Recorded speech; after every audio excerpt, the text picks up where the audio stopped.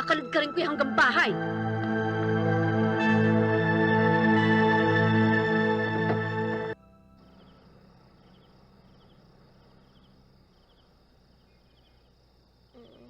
Patricia, we have to go.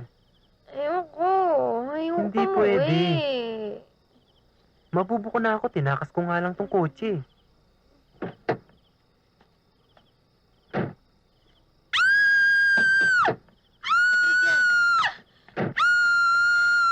Stop it! Stop You it! know how it feels to come from a broken home? O sige na, pumasok ka na sa kotse. Pumasok ka na. Nakakahiya eh.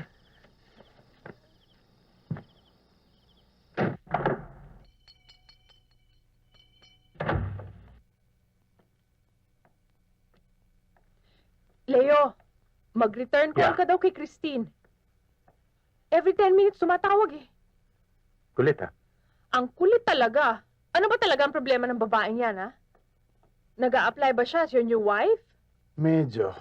Pero alam mo, sira mo nang pumorma dyan eh. Hindi ko alam kung bakit sa akin napunta. Shoulder to cry on. Parang gano'n na nga. Pag kailangan ko ng kausap, pag malungkot ako, she was always available.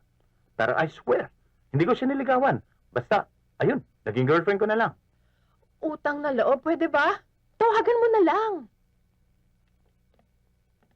In other words, boyfriend ka niya pero hindi mo siya girlfriend.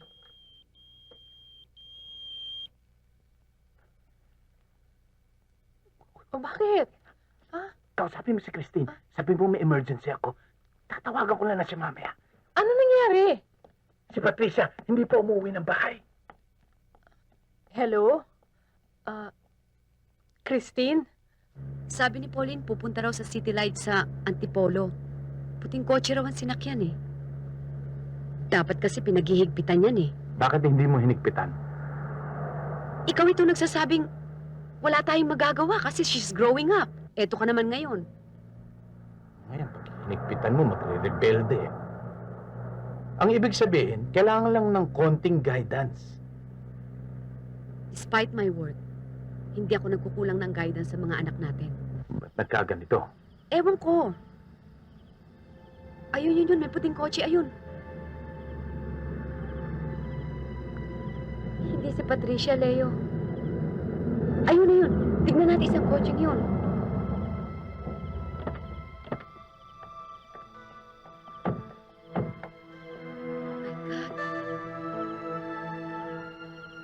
Kakalad ka rin ko hanggang bahay.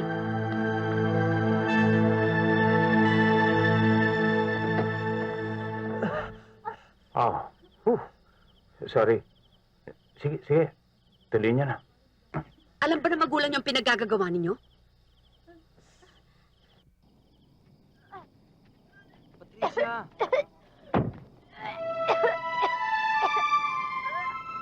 Patricia? Hoy, anong ginawa mo sa anak ko, ha? What happened to you? Wala ho. Anong wala? Siya nga Are ho you na okay? pumilit na uminom eh. Nagaya na Patricia. nga ho akong umuwi pero ayaw pa niya. We're so worried. Akala namin kung ano na nangyari sa'yo. At least I got you and Daddy together. Iuwi ko na kayo. Ikaw, Let's go. umuwi ka na, ha? Po. Umuwi ka na! Aatakihin ako sa'yo. Papatayin mo kami ng daddy mo sa takot. What the thing to do? Nag-iisip ka ba? Ikaw man, nag-isip ka ba nang pinaalis mo si Daddy? Yun ang Wala kang karapatang magsalita sa akin ng ganyan, ha? Hindi mo alam ang totoong nangyayari sa amin ng daddy mo! All I know is ikaw may gusto ng separation! This is all your fault! Pa, sa bahay na lang tayo mag-usap. I hate her! Yan na naman ang buhay natin!